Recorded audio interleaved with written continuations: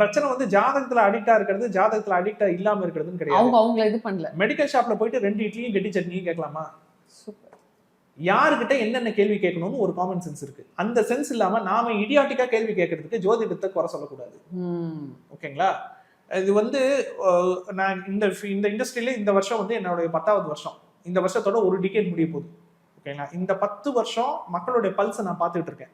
ஓகேங்களா? ஒரு வருஷத்துக்கு குறைஞ்சது ஒரு 5000 இருந்து 10,000 ஜாதகம் வரைக்கும் நான் பார்க்குறேன். ஓகேங்களா? நிறைய ஃபோன் கால்ஸ், ஒரு நாளைக்கு ஒரு 150-200 ஃபோன் கால்ஸ் நான் அட்டன் பண்றேன்.